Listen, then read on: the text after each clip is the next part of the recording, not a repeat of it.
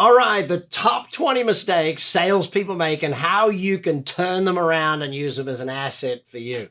I'm Brad Sugars, chairman and founder at ActionCOACH, and these are, in my opinion, the top 20 mistakes salespeople make. Let's start with number one. Number one, not listening properly, okay? The biggest mistake you can make as a salesperson is not listening. Now, how do you solve that, okay? Again, it's a philosophy. First, you're listening to understand, not to respond. I'm listening to understand. Covey said it, seek first to understand, then to be understood. The best way for a salesperson to prove they are listening is to take notes, to actually write down things people are saying for two reasons. Number one, they'll see you writing it down. Okay, now if you're on the phone, you can say, hang on a sec, I'm just making some notes, okay? Second reason is when you're writing it down, okay, you're focused on listening and trying to get good notes rather than trying to think about what's the next thing, okay? So really listening well allows you to understand what the prospect, the customer needs, wants, and desires. So focus on that one first. Second marketing mistake that salespeople make. And I've been accused of this one, but I see it out there. They're just way too pushy, okay? Slow it down, especially after COVID. It's really interesting how the sales process during COVID either sped up massively and people just got there and bought it themselves, or they had to slow it back down and educate the customer, okay? Help them educate. Now, it's great if you've got tools like ebooks or videos to help educate the customers, but what it allows you to do is to be a problem solver rather than just pushing them down a certain path, presenting the options and allowing them to make choices, okay? Remember the definition of a salesperson. A salesperson is someone who professionally helps other people to buy. So we don't really sell, we professionally help someone else make a buying decision, okay? And that's where pushiness needs to be just removed from it, and guiding and allowing. Remember this, in today's world, just over 40% of the market says they would rather buy a product or a service without ever having to deal with a salesperson. The majority of customers say they are 70 to 80% of the way through the sales process themselves with the research they have done by going online, searching websites, watching reviews, videos, etc., etc. Pushiness doesn't really have a place in that. Now, flip that over just a second. Do you need to believe in your product? And if you believe that you have the right product for someone, do you need to be convincing about that? Do you need to be, confident in what you're doing? Absolutely. Do you need to ask for the sale? Absolutely not. Let me say that again. We don't ask for the sale. We assume the sale. I'll get to more on that one in just a moment. Mistake number three, not qualifying leads, okay? I've always been an 80-20 salesperson. 80% of my sales are going to come from 20% of my leads. So the more I work to qualify my leads up front, the more I work to do that. Now, you can't just say, do you have the money? You've got to ask open-ended questions, getting them talking, getting them about things so that you can lead them to a fact where they qualify or disqualify themselves, where they actually get educated enough to qualify themselves in or out of the buying process. You can't just do it. And I've seen some salespeople think, oh, I got to qualify this lead. Well, do you have the money to buy? No, you've still got to sell. You've still got to actually build a relationship. You still got to get the whole know, like, and trust factor. So you've got to make certain that you're asking questions that allow them to qualify themselves, okay? But do the qualification, work out early who are the ones who are ready to buy right now and who are the ones that need to be on a drip feed, who are the ones that need education, so that you move fast with the ones that are ready to buy right now. Generally, 20 to 40% of the market, depending upon the product or service you have, are ready to buy right now.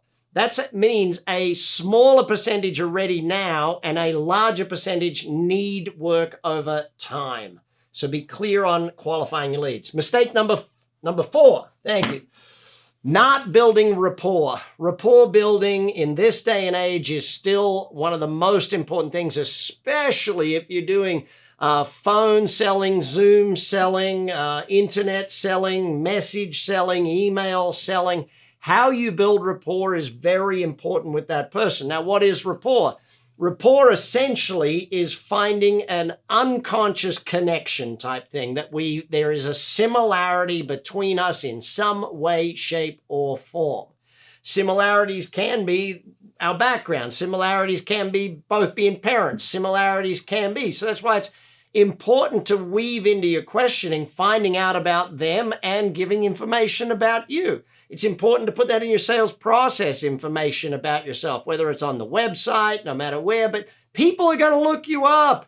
They're going to check your LinkedIn profile or your Facebook or your company's website. They're going to find these things. So make sure that there is information and videos and things like that that allow them to find a way to be in rapport with you, but also you need to find a way to be in rapport with them. Number 5 mistake, lack of product knowledge. You know, with AI the way it is these days, you can almost have a bot have the amazing level of product knowledge to replace a lot of customer service people, a lot of sales people type thing. It's amazing. A bot can train on product knowledge and know it inside out. Well, we as salespeople need to have better product knowledge. Now, that also means it leans on our technical people and our marketing people to create product knowledge brochures, videos, ebooks, etc., etc. See, a lot of the time, the product knowledge doesn't have to be perfect in your mind, but you need to know where to find the product knowledge. You need to know where to look it up. You need to know the links to send people in order to be able to give them the knowledge that they need. Now, that flips it over to mistake number 6, lack of competitor knowledge. If your customer knows more about your competitor than you do, then they can sell you. Okay, now let me explain what I mean by that. In a sales scenario, someone always makes the sale. Either you make the sale and they buy the product or service, or they make the sale that you can't help. See, either they sell you or you sell them. You sell them that you can help, or they sell you that you can't help. If they know more about your competitor's product or your competitor's service than you do, they are at a distinct advantage. So you've got to know as much as you know about your products and services about your competitors' products and services. At least, or at the very least, know where to get that information to be able to deal with it and be able to handle that stuff. Mistake number 7, the use of jargon. Simplify, simplify, simplify. Use the word you more often than the word I, we, us, and our company. You got to put it in the customer's language, especially your emails, especially anything in a written document, in a video that's prepared, any brochures that are going out. It's got to be in a customer-centric, simplified point of view. One of the things, and I was chatting with someone in the furniture business just the other day, and they started saying something. I said, hang on, how many years you been in the furniture business? He said, I've been here 28 years. I said, great. How much do you think your customer knows as a percentage of what you know? He said, maybe 2%. I said, great. Treat them that way. Teach them from, like, I don't know anything, okay? At least give me that knowledge, but write me an ebook on how to pick a good couch. Do me a video on the 17 things I should look for in a good bed. You know, give me the information to be able to do that, but simplify it and remove the jargon. Number 8. Lack of preparation. It kills me. And I'm sure you've had this too, where a salesperson has called you and they asked you a question. It's like, did you not even bother to look me up? Did you not go to our website or check my LinkedIn? Come on, dude. Go away. Call me back when you've done some homework. You know, in this day and age, everything is available for you to go out there and learn about your prospect, find out what football team they follow, find out where they went to school, find out how many kids they've got, find out. What's their favorite restaurant? What's their favorite charity? You know, where does she go on vacation? Look that stuff up before you get on the phone with someone. It makes your life so much easier in their life. Now, don't go stalkerish. Don't get on there and go, hey, those photos of your kids look really good the other day. But know that they have kids. Okay? Very important stuff. Okay? What are we up to? Number 9. Over-promising and under-delivering. It's still a problem today. It's always been a salesperson's problem. Under-promise, people. Under-promise. Don't over-promise. Under-promise and over-deliver. If you know that you're going to be able to get it to them on Thursday, and you say, listen, we should have it in by Friday. If I can get it to you earlier, I will. Then great, it gets to them on Thursday, and they're like, wow, great job. You got it to me a day early. No, under promise, over deliver is really important for us as salespeople, okay? And our entire team too, I guess. Number 10, a lack of clear goals. A salesperson without goals is a salesperson that doesn't hit budget. No two ways about it, okay? And you don't just need a goal of, okay, this is my goal of total sales for the month. You need, okay, how many calls do I make goals? How many new connects do I want per day? That sort of thing. You've got to have goals broken right down into the components that make sure you get to the goal, okay, the ultimate goal. More granular goals, better results, okay? And even use the philosophy of, there's a great book on goals which talks about how many days in a row can you do something. They call it streaking, like going on a streak. Like how many days in a row can you connect with one brand new prospect? How many days in a row can you connect with, ask for one new referral or something? It doesn't matter what it is, but doing it days in a row, keeping consistent, that's how you'll get amazing results with your goals. Number 11, ignoring or badly handling objections. Now, do objections still come up? Yes. And I see some people say, oh, look, I don't want the term objections in sales. It means it's antagonistic. Listen, sales is partially antagonistic, always has been, always will be. We're trying to convince someone to do something. They're trying to buy something, but they don't know if they're making the right thing. They don't want to make a mistake. There is a challenge in that whole thing, okay? Are you going to get objections? Yes. Now, why do you get objections? Two reasons you get objections. One is you create them.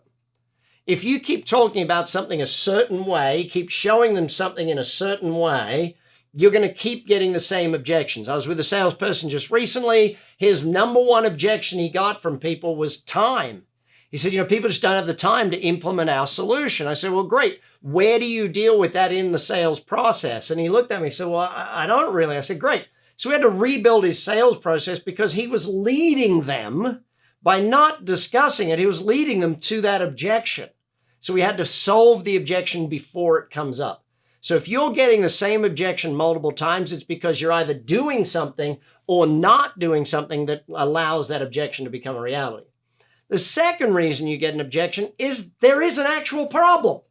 They don't have the money, or it is too expensive, or they don't have the decision-making capability.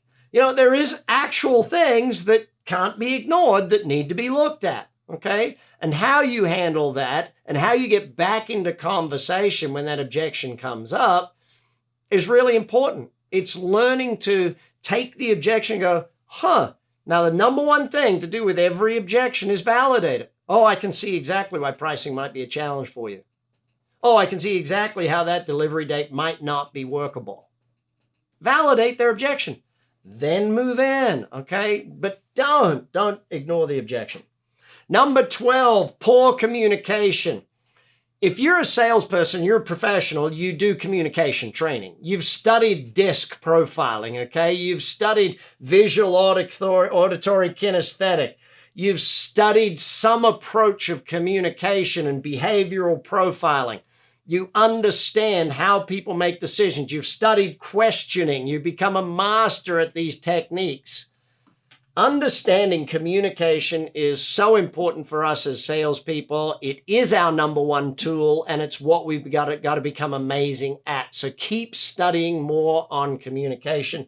If you need to chat with your action coach about doing some of these profiling tools so that you can study your own style and therefore learn other people's styles, make sure you do that. Number 13, biggest mistake. Missing sales or missing buying signals. Let's do verbal and nonverbal, okay? What is the greatest verbal buying signal? Well, the greatest one is, can I buy that? But essentially, that is the type of thing that it is. See, if you're in a sales scenario, you position the sale, you go through questions, your questions are very open in the beginning, they're getting more and more detailed. You ask a question, they give an answer. You question, they answer. You question, they answer. Eventually, they ask a question. Bingo. Buying signal. I'm ready to buy. I want to ask questions now. I want to be in charge. I want to actually make a transaction.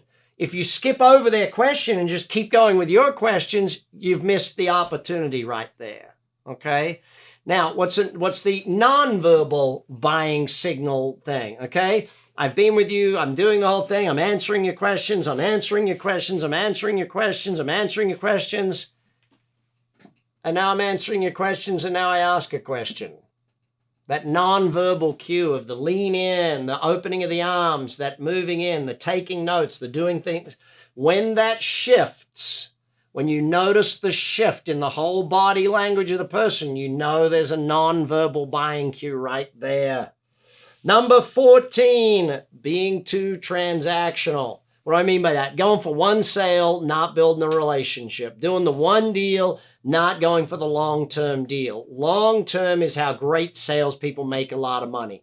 When I still remember reading way back in the day, Joe Girard, Guinness Book of Records, world's greatest salesman, and reading all about how he built these relationships and sent cards and postcards and birthday cards and things to every customer every month, and just kept that where to the point where people would come back and after 2-3 years they'd buy another car from Joe, and they had such a relationship. Build the relationship, keep in touch, keep communicating, send them information, send them newsletters, send them cards, recognize their birthdays, recognize their anniversaries. All those things buy you a lifetime customer. Okay. Number 15, not setting boundaries, okay? Listen, sales is a really unique job to have. I love being in sales. I think being in sales is one of the best things you could ever do. The challenge is, though, you've got to set boundaries at some point, okay? You got to not neglect yourself. You've got to take a break for lunch. You've got to actually get outside. You've got to take care of you so that you can be a great salesperson for the community. You know, I remember jokingly a sales manager I worked with one time, he said, yeah, I want all my salespeople to have a gambling addiction and have 17 kids. You know, why? So they needed the money type thing, and they burnt the candle at both ends. But it doesn't work that way anymore. You know, to take the phone call at 11 at night on a sales call. No, set the boundaries, do business the right way so that you can be a long-term professional in the industry, not just a short-term burnout by running the whole thing down, okay? Remember that. Number 16, not using technology. Dang. CRMs, emails, Zoom, phones, texting, social media. All of the technology available to you and I today has to be something that you use. You know, I get it, old school, you want to take handwritten notes, all that stuff. Recording your phone calls, recording them and listening back to your sales pitches, all of those things. Leveraged methodologies, videos, you know, record the video once instead of having to explain it to everybody all the time again and again and again. It's on video. Hey, presto, there you go. Write the ebook, create the template email, use technology to your advantage more and more and more, not less and less. Number 17, poor follow-up. You know, basically giving up. If I go back to, you know, the whole idea of follow-up is that most customers need multiple transactions or multiple interactions with you in order to buy it. I remember the late, great Jay Levinson telling me, Brad, until someone's had 17 interactions, they're not in a positive buying frame of mind. And I'm like, 17? Oh my God. Yeah, but that could be an email. It could be an ad they saw. It could be an article they read. There's multiple different ways for them to get that follow-up type thing. You have a reason to follow up each time. Don't be the follow-upper that just calls up and goes, hey, I'm just calling to follow up. Like, that's dumb. Call with a reason to follow up. Hey, I'm calling to let you know that we published an article around the product you were looking for. I just wanted to check if I had the right email to make sure that I could send you the article so you got more information around what you're looking for. You know, have a reason to chat with people. Oh, by the way, how's things going? Fantastic. Good, good, good. Any progress on decision making, what you're looking for? Any other question you got? You know, Have a reason, though, to follow up. Give yourself a reason. Giving up is not in a salesperson's vocabulary. When should you stop calling someone? When they say, please take me off your database. Please stop calling me. Excellent. They're no longer interested. Fantastic. I can stop calling right now. That inconsistent follow-up is also a bad thing. Okay? Make sure it's consistent. What are we up to? Number 18, poor time management. Okay, poor time management is a killer out there in the marketplace for a salesperson. A salesperson that manages their time well will usually have 2 or 3 segments of the day where they hit the phones. 1 hour here, 1 hour there, 1 hour there. An hour in the morning, hour around lunch, an hour in the afternoon. Hit the phones for 3 straight hours. Do all the other work in between.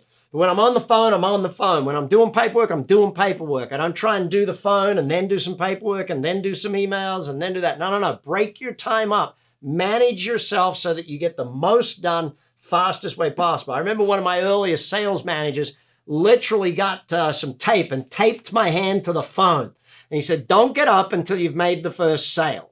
It was like, and that became my mantra. I do not get up until I've made a sale. Once I sit on the phones until I've made a sale, I'm not getting up. And that's a great way of managing your time. Number 19 mistake, not asking for referrals every single time. Yeah, you can ask for it every now and again, but unless you're asking every single time, and especially right at the point of the transaction, right at that point of transaction, hey, is there anyone else? And make it easy for them to give you referrals. Hey, here's some referral vouchers, some referral cards, here's some referral certificates.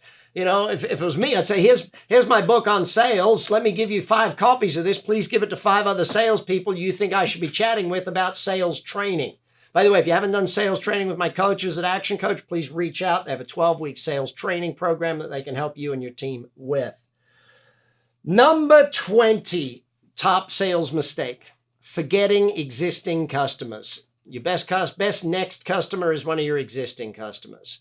Make certain that you keep following up. Doesn't matter your industry, doesn't matter what you do. You keep in touch with people. Don't forget them. Don't lose them on your database, okay? And I get it. I've got people, like I had this real estate agent say to me, but Brad, people don't buy a house every week. I'm not saying talk to them every week, but keep in touch at least once a month or every 90 days at the very least. Every 7 years, the average person buys a new home, 3 to 7, depending upon the marketplace.